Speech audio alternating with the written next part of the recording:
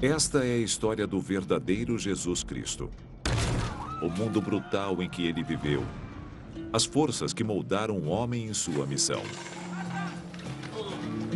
E de como ele passou de humilde trabalhador a líder carismático com milhares de seguidores e uma mensagem revolucionária. A história e a arqueologia podem agora revelar onde Jesus pregou, o que influenciou seus ensinamentos. E a ciência pode revelar qual pode ter sido sua aparência quando adulto. Jesus, um defensor do povo em curso de colisão fatal com o Império Romano. Quem foi Jesus? Sua missão. 3 especialistas em assuntos bíblicos viajaram à Terra Santa para descobrir o verdadeiro mundo de Jesus. A especialista em estudos bíblicos Rachel Haverlock, o arqueólogo Byron McCain e o teólogo e pastor batista Ellen Callahan estão desenterrando indícios extraordinários sobre o homem e sua época. Rachel e Ellen vieram ao deserto nas proximidades do Rio Jordão, um lugar importante na vida do jovem Jesus. O Jordão há muito tempo desempenha um papel fundamental da história do povo hebreu.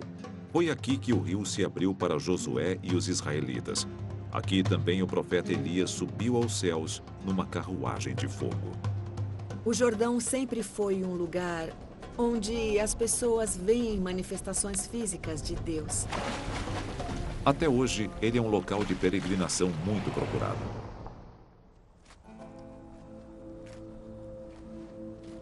Há 2000 anos, segundo os evangelhos, Jesus também era um peregrino.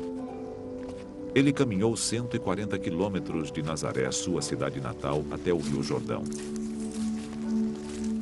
Jesus já era um jovem pouco convencional. Ele não se casara nem se tornara um trabalhador braçal como seu pai. Talvez estivesse inquieto, pensando em consertar os erros da sua época e tenha ido até o Jordão para encontrar um caminho.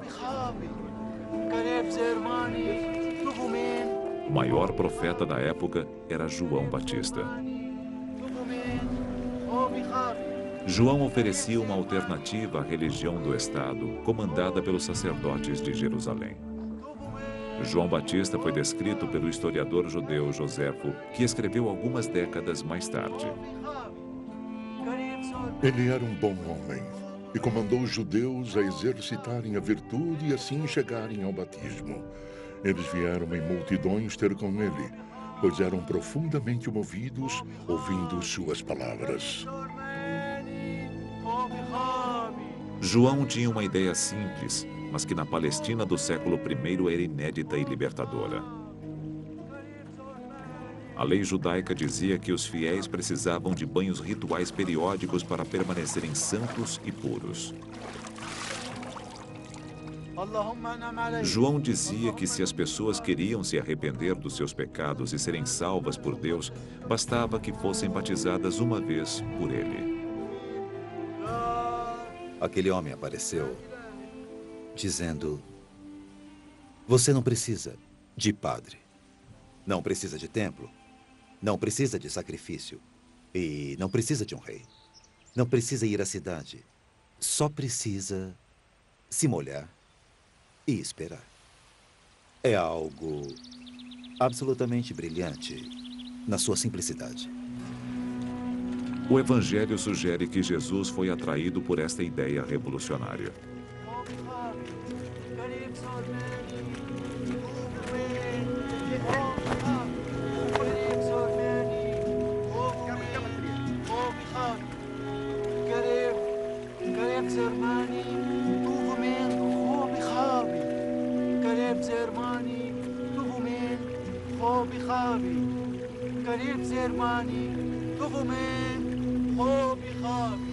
Podemos imaginar Jesus como um jovem infeliz com a situação da sua época, ávido por mudanças, querendo sair de casa e tornar-se parte de algum movimento que defendia mudanças.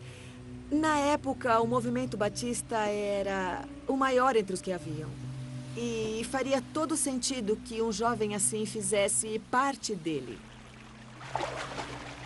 O encontro de Jesus com João foi tão importante que 2 dos evangelhos o consideram um ponto de partida da história de Jesus.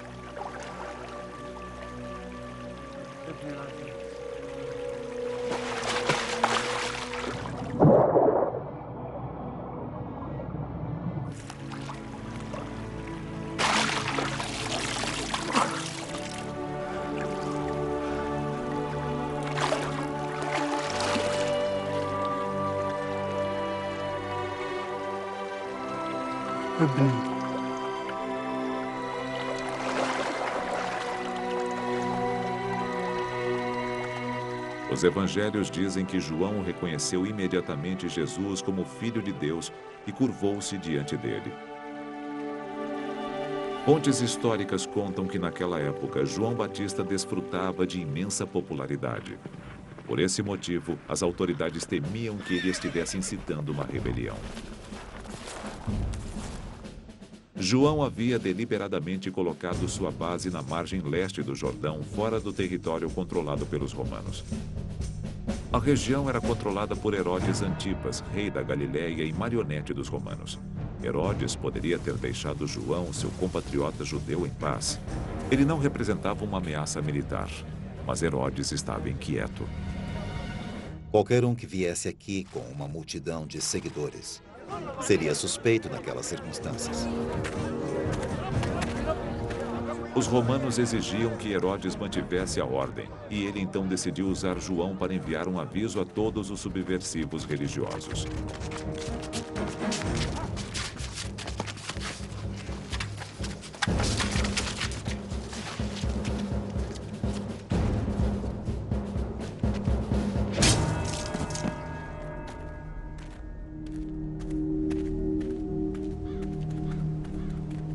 A execução de João realmente aconteceu. Ela foi registrada pelo historiador romano Joséfo. O evangelista Marcos mais tarde acrescentou o detalhe de que Salomé, a enteada de Herodes, exigiu que a cabeça ensanguentada de João lhe fosse trazida numa bandeja. Sua morte foi muito sangrenta e perturbadora. A imagem do profeta decapitado com a cabeça numa bandeja é perturbadora para nossa sensibilidade moderna.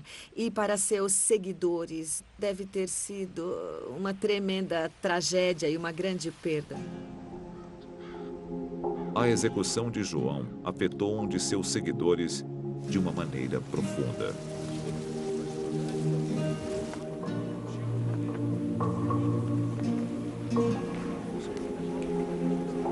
O Evangelho de Marcos sugere que foi nesse momento que Jesus tornou-se ele próprio um líder.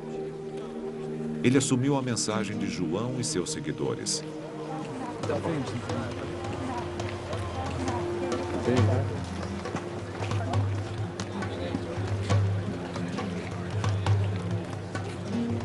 Mas havia uma diferença importante entre os dois homens. João mantinha-se perto da água. Sua marca era o batismo aqui, às margens do Jordão.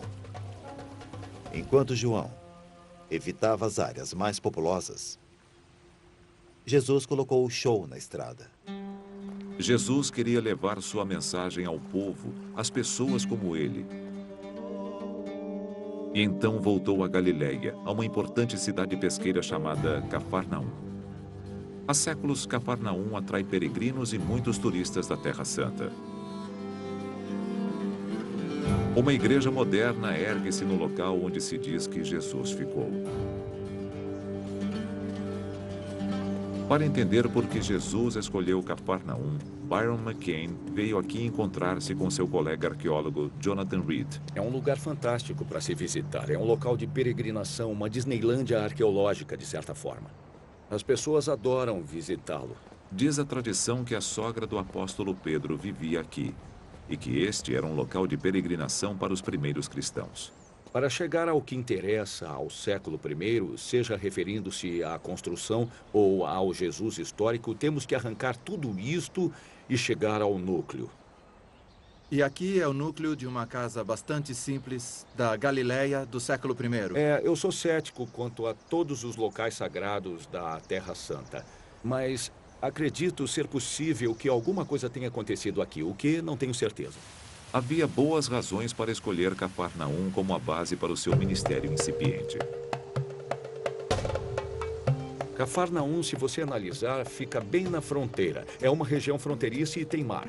Eu a descreveria como um ótimo lugar de onde escapar.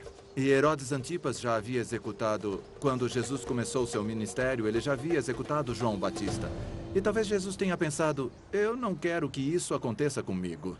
Se ele se metesse numa encrenca, se atraísse uma multidão grande demais, se atraísse atenção, bastaria andar alguns quilômetros e estaria fora da jurisdição de Herodes Antipas.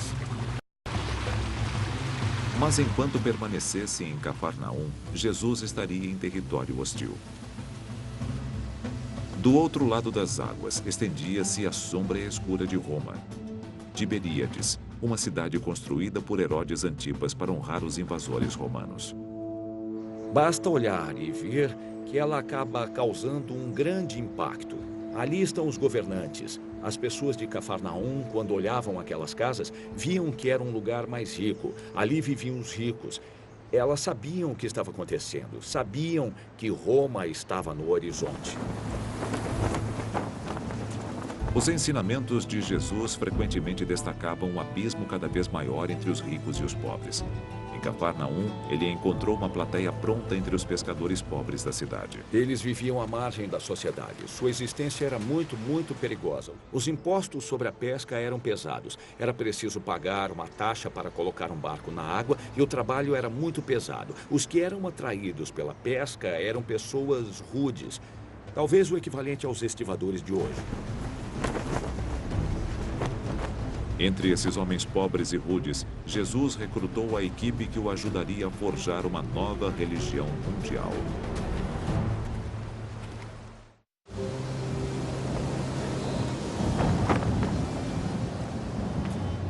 Quando Jesus voltou de sua jornada ao Rio Jordão, ele se estabeleceu na cidade de Cafarnaum e começou a recrutar discípulos entre os pescadores pobres. Os evangelhos contam que os dois primeiros que ele arregimentou foram os irmãos Simão Pedro e André.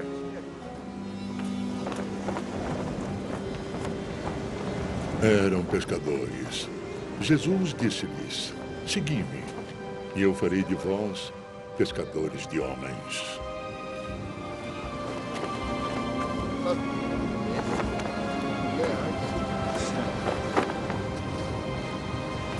أنا نوعدكم اللي كان تتابعوني تربحوا برشا.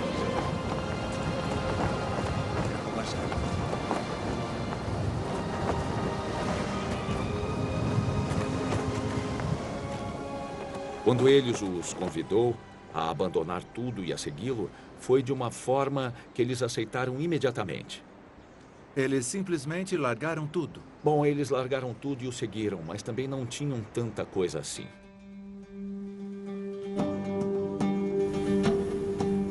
Os indícios arqueológicos da pobreza dos pescadores são convincentes. Em 1986, um barco de madeira foi encontrado no lodo do Mar da Galileia. Ele datava do século I, ou seja, tinha cerca de 2000 anos. As pessoas que o construíram tinham materiais muito pobres à sua disposição. Sei. Era principalmente pinho, que não é indicado para se construir um barco. Os pescadores da Galileia faziam todo o possível para manter os barcos em condições de navegar, remendando-os com qualquer pedaço de madeira que conseguissem encontrar. E quando a vida útil do barco terminava, ele era desmantelado e afundado.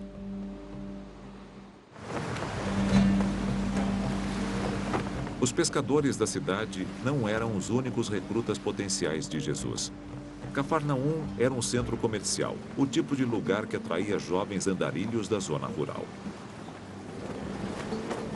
Analisando por uma perspectiva estritamente demográfica, havia muitos dos que eu chamaria de jovens marginalizados, rapazes que não podiam se casar porque não tinham terra e frequentemente o que faziam era mudar-se dos vilarejos menores para os maiores e até para cidades grandes.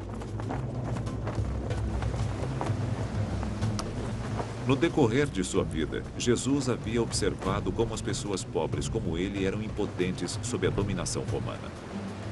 Elas sentiam a opressão diariamente no estômago e no bolso. Uma das maneiras pelas quais a presença romana era sentida era através dos impostos. Os evangelhos falam de coletores de impostos e até de uma aduana aqui em Cafarnaum.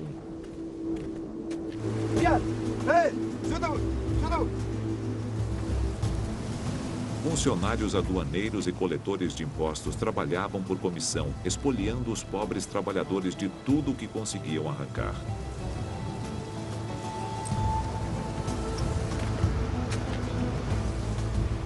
Havia impostos de exportação, importação e sobre os produtos no mercado.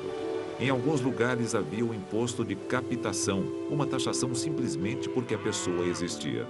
Os lavradores tinham de pagar um imposto territorial em torno de 12,5% do valor anual da colheita. Os judeus ficavam furiosos por ter de pagar dinheiro aos romanos. Rachel Haverlock conversou com o professor de História Judaica Jack Pastor, que estudou os impostos que recaíam sobre uma pessoa comum na Galileia do século I. Portanto, perto de 30% já eram recolhidos por várias autoridades antes mesmo que se começasse a ganhar a vida. E se considerarmos que o homem provavelmente tinha algum tipo de dívida, podemos ver que muita gente estaria no limite da subsistência. Quanta indignação você acredita que havia por parte das pessoas na Galileia com relação ao pagamento de impostos aos romanos? Eles haviam sido conquistados por outra civilização, com valores contrários aos deles, e ainda tinham que pagar.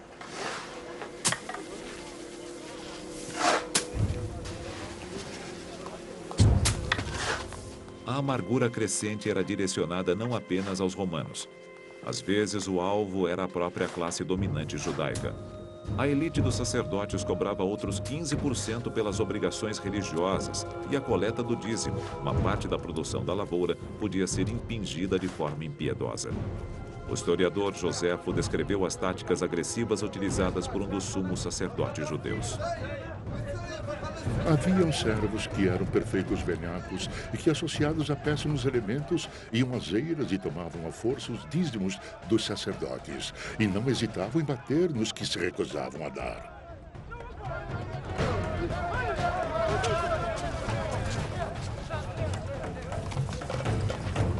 Os sumos sacerdotes judeus e os poderosos romanos confiscavam a comida e o dinheiro das pessoas, mas quando as forças do império ostentaram o culto a Roma, elas insultaram profundamente os judeus devotos.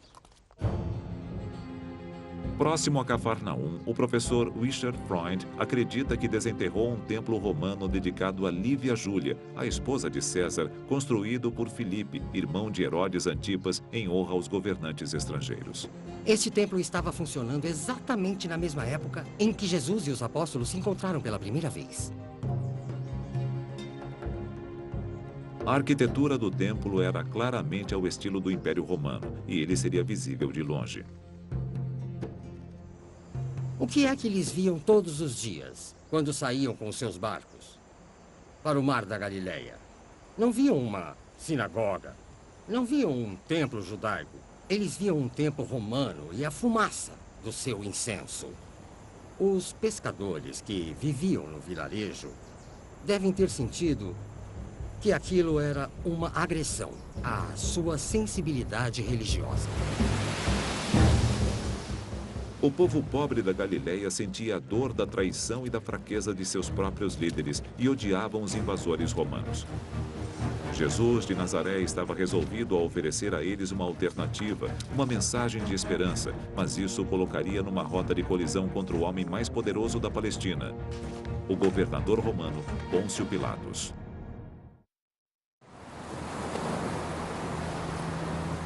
Cesareia Marítima era uma cidade no estilo romano próxima ao mar. Construída por Herodes, o Grande, em 20 a.C., ela era a maior demonstração de riqueza e poder na Palestina. Os romanos a adotaram como capital da Judéia. Pôncio Pilatos apoderou-se do palácio de Herodes e fez dele seu quartel-general. Alan Callahan veio ver de perto a vida de luxo de que os invasores romanos desfrutavam. Este é o hipódromo, um anfiteatro para corridas de biga, especialmente construídos para as corridas de cavalos, que eram a Fórmula 1 da antiguidade.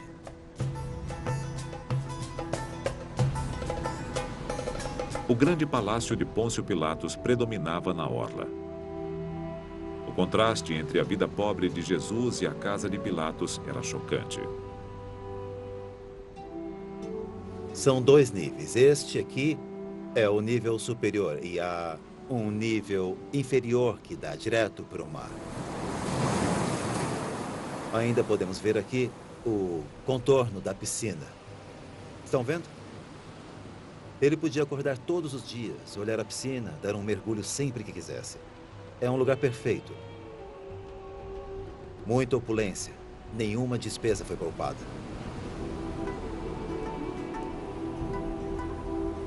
O estilo de vida fabuloso de Pôncio Pilatos só era possível graças à vida de trabalho duro da população pobre do país dominado. Todas as matérias-primas, o fruto da fertilidade natural da terra, terminava nas mãos do Império, nos mercados do Império. O campo produzia e a cidade tomava.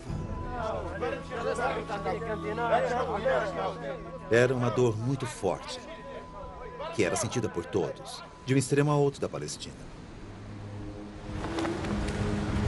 Jesus, com seus discípulos, iria enfrentar essa dor. Ele iria virar de cabeça para baixo esse mundo de ricos e pobres. Como pregador, Jesus poderia facilmente ter se estabelecido numa cidade rica como Cesareia Marítima, adulando os ricos por favores. Mas ele sabia por experiência própria como a ocupação romana havia afetado os judeus comuns.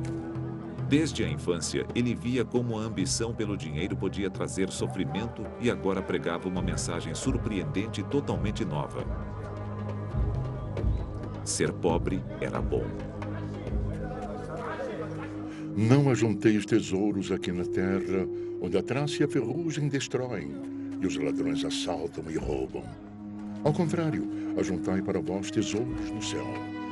Não podeis servir a Deus e ao dinheiro. A subversão da velha ordem deveria ser feita através de uma revolução sem violência, com apenas uma única arma: o amor. Ouvistes o que foi dito: amarás o teu próximo e odiarás o teu inimigo. Ora vos digo, amai vossos inimigos e orai por aqueles que vos perseguem.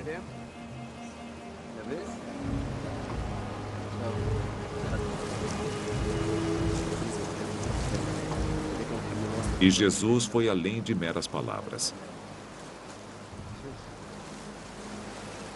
Ele começou a procurar e a acolher os desprezados, as prostitutas, os pecadores, os doentes.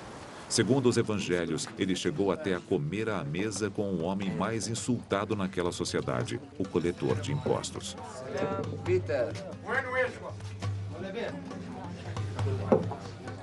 Não era esse o tipo de pessoa que você convidaria para a sua mesa no sabá. Porque ele realmente seria visto como um opressor. Portanto, Jesus coloca explicitamente seu problema com os coletores de impostos, mas ao mesmo tempo não os exclui, não os marginaliza. Em vez disso, ele diz: aqui está parte do nosso problema social. Vou trazê-los para o movimento e vou lidar com esse problema de uma forma diferente. Jesus viu que o povo oprimido da Palestina ansiava por mudança. Ele iria tirá-los da repressão, oferecendo uma maneira totalmente nova de olhar o mundo. Fica realmente interessante quando começamos a ver as conexões entre as condições econômicas da região e os ensinamentos de Jesus. Por exemplo, o pão nosso de cada dia nos dai hoje, no Pai Nosso. Deus proverá. Essa era a mensagem de Jesus e ele provaria isso alimentando o povo, curando os doentes, expulsando os demônios. Tudo em nome de Deus. Os evangelhos contam que Jesus havia se tornado um pregador e um operador de milagres extremamente popular. Mas na Galileia do século I, ele não estava sozinho. Jesus era um entre vários. E na sua época, pelo que ele era assim, era extraordinário, mas não era o único. A vida no tempo de Jesus era difícil. Doenças, fome e seca eram extremamente comuns. Na falta da ciência e da medicina, as pessoas clamavam por milagres. Um dos mais populares operadores de milagres da época era um homem que fazia chover, Roni, o traçador de círculos.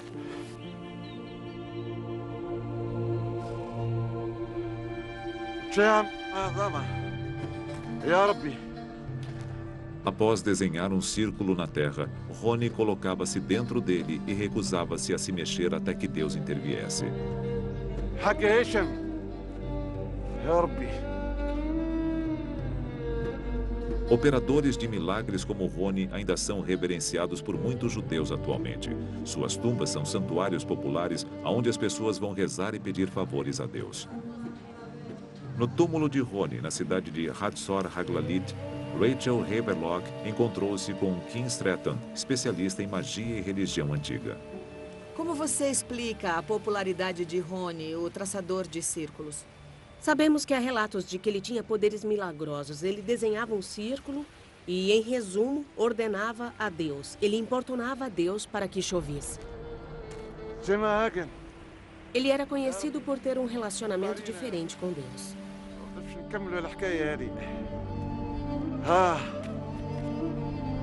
Fazendeiros e camponeses desesperados por chuva para molhar as plantações aglomeravam-se em volta enquanto Rony trabalhava. يا ربي.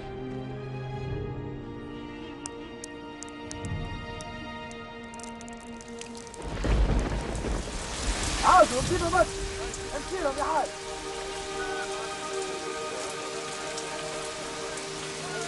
Outro operador de milagres do século I era Hanina Mendoza. Seus milagres eram de um outro tipo.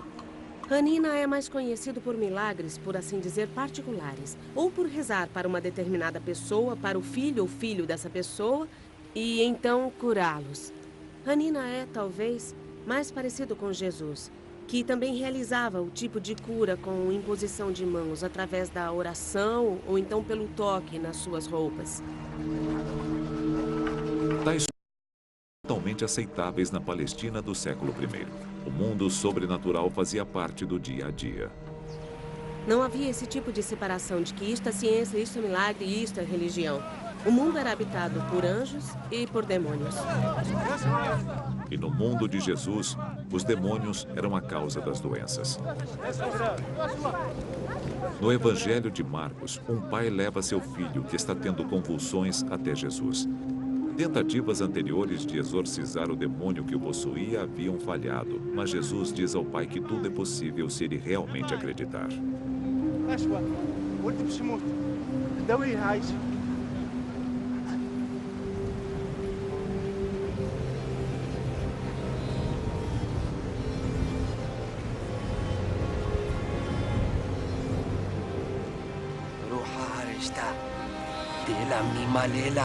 Pakidanalas, Jukiwenawela Tianen Nior.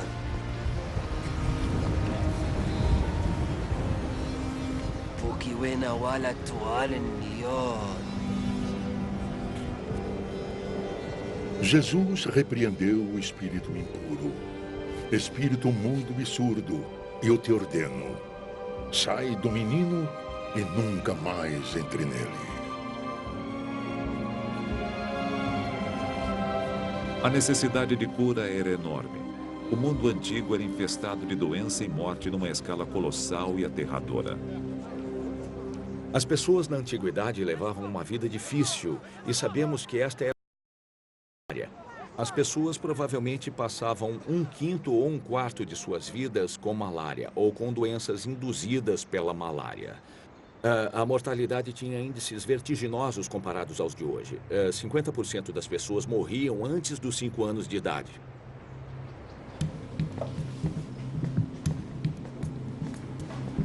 Os níveis chocantes de doença e mortalidade foram confirmados pela ciência forense. O bioantropólogo Israel Hershkovitz mostrou a Byron McCain indícios da doença mais horrorosa e agressiva do século I. Isto é lepra. O que estamos vendo é que o tecido mole está morrendo e os ossos estão sendo remodelados. Lentamente perde-se os dedos dos pés, das mãos e por aí afora. Isto é o que se vê. É típico.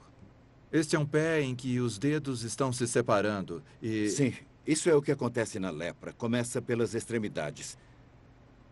Não há outra doença na Bíblia que receba tanta atenção quanto a lepra. Acredito que haja pelo menos 8 capítulos que são dedicados à lepra. O Evangelho de Marcos fala de Jesus curando um leproso já no primeiro capítulo. عيسى عيسى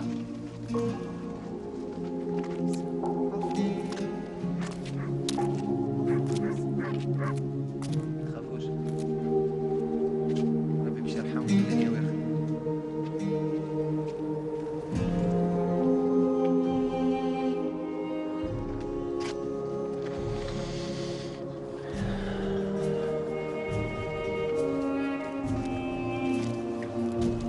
زولو آمن Girmashin Nishahanaya.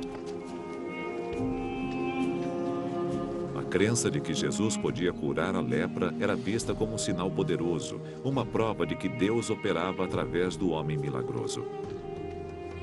Havia uma grande expectativa se formando de que as pessoas em breve seriam libertadas de seu sofrimento. Portanto, havia tensão no ar e havia expectativa. Era uma época em que todas essas pessoas estavam surgindo e se apresentavam ao público operando algum tipo de milagre. Exatamente. Então, o milagre não era um evento por si só, era um sinal do que aguardava as pessoas, enfim, do que estava por vir. E algo estava para acontecer. Os milagres de Jesus estavam rapidamente aumentando sua reputação. Conflito e confronto com as autoridades aguardavam um jovem carismático. Mas podemos saber qual era a aparência de Jesus? A ciência moderna pode nos dar uma visão surpreendente.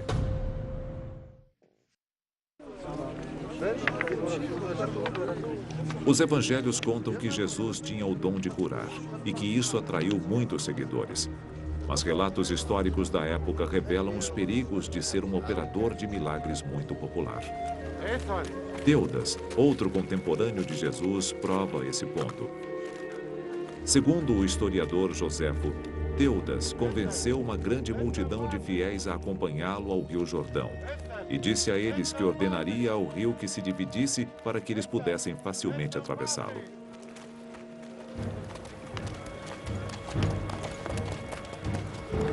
Como João Batista antes dele, Teudas, com sua popularidade, irritou as autoridades e também como João, elas logo foram ao seu encalço.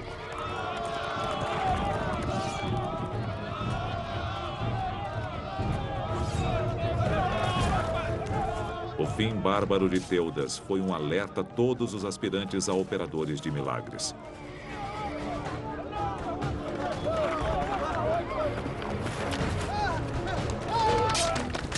Para que o alerta não fosse ignorado, a cabeça cortada de Teudas foi levada a Jerusalém.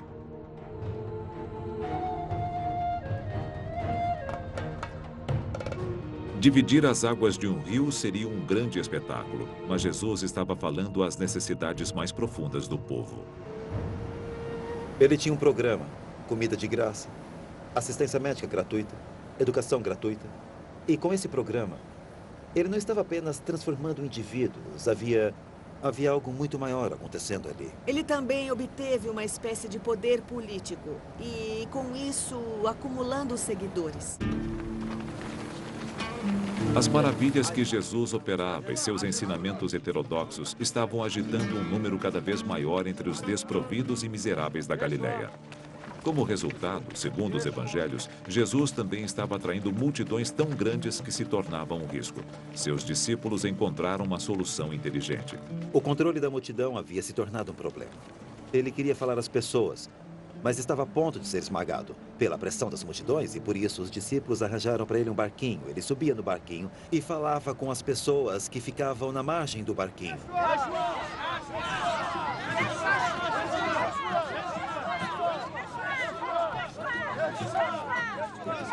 Para atrair tais multidões, Jesus deve ter sido um grande orador. Mas poderemos algum dia saber como era sua aparência?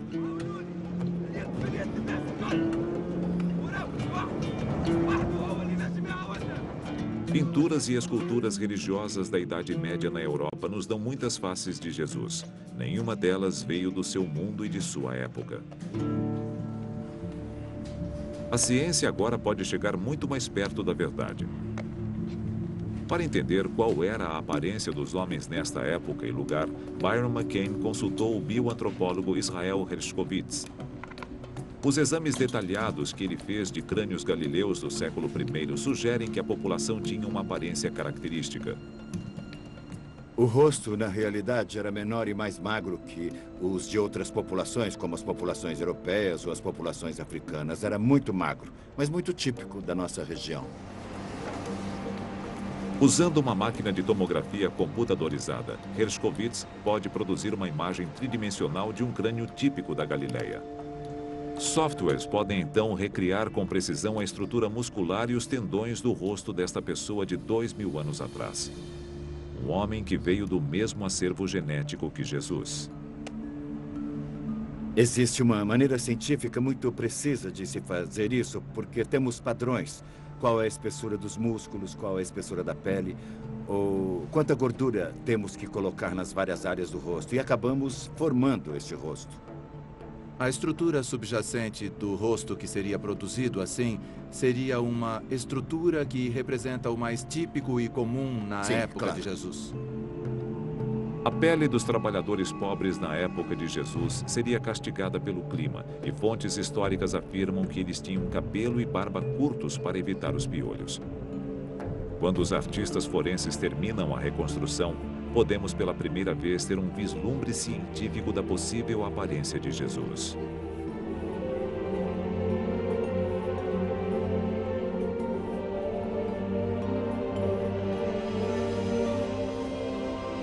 De alguma forma, um homem pobre, provavelmente muito parecido com este, arrebanhou seguidores, criando aquela que um dia se tornaria uma religião de âmbito mundial.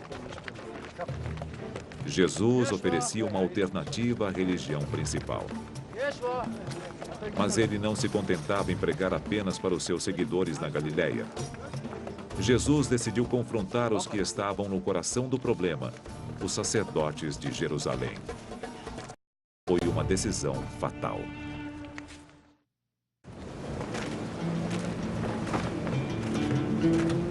Jesus tinha uma mensagem universal simples.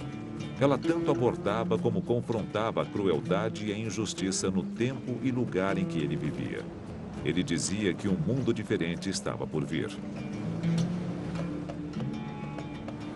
Jesus apareceu naquela época dizendo: bom, vamos juntar todo mundo e vamos aspirar por um reino muito diferente. Um reino que não é aqui.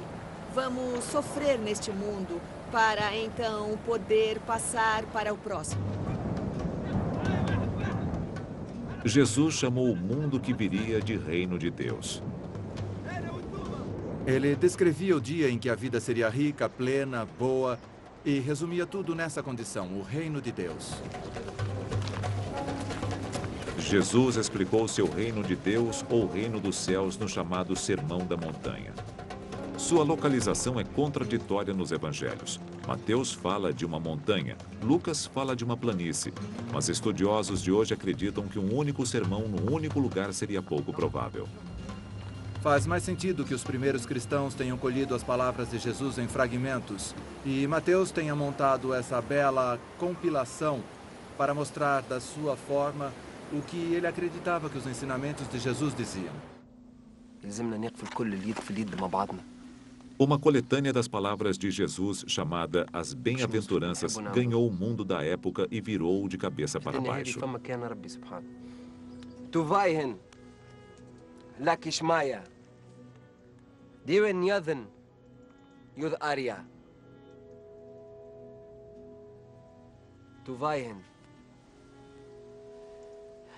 ليلن دي ذردافو بيجن تزاديكوتا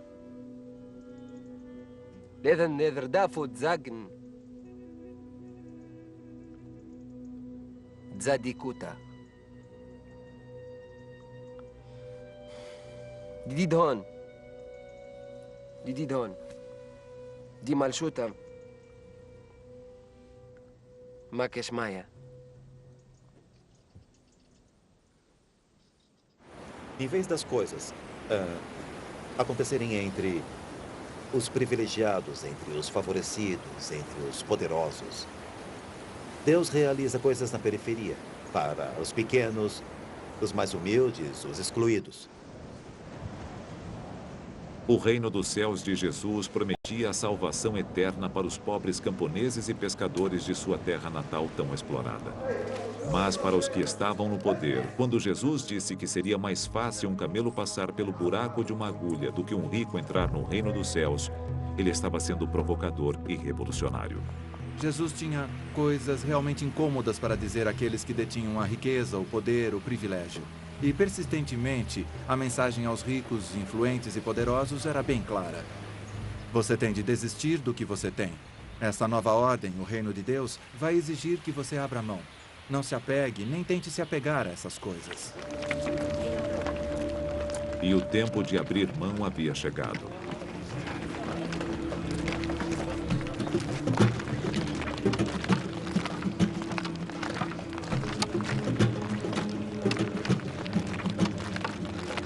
Conscientemente ou não, Jesus estava colocando seus ensinamentos e sua vida em risco quando partiu para Jerusalém, a capital ocupada da Judéia. Pelos relatos dos evangelhos, a entrada de Jesus em Jerusalém foi uma encenação extraordinária carregada de significado simbólico. Ele veio em paz. Isso era o que significava entrar num jumento. Entrar numa cidade num rickshaw é diferente de entrar numa cidade num tanque. Entrar na cidade num jumento. A Torá, a Bíblia judaica, dizia que o Messias, o libertador, entraria em Jerusalém exatamente dessa forma.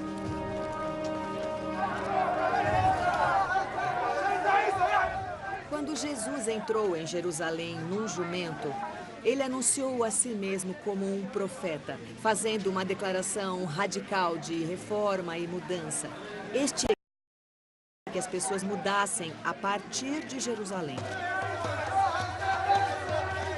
Para anunciar sua chegada, os seguidores de Jesus agitaram palmas à sua frente, o que para os judeus era um símbolo de libertação da opressão. A imagem, principalmente no Evangelho de João, é politicamente provocadora. Para os israelitas antigos seria o equivalente ao sinal de Black Power ou alguma coisa do tipo na Olimpíada de 68. Jesus estava desafiando abertamente o rei Herodes Antipas e os sacerdotes. Ele agora estava em grande perigo.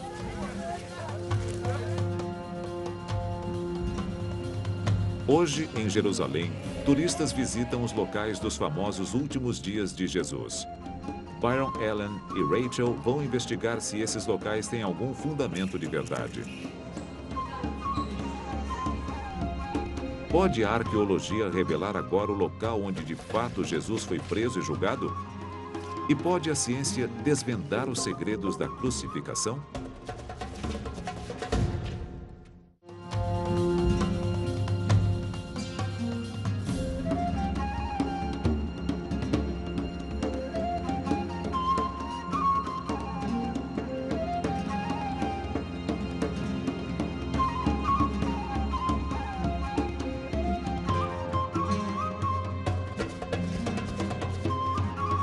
Versão brasileira, DPN Santos.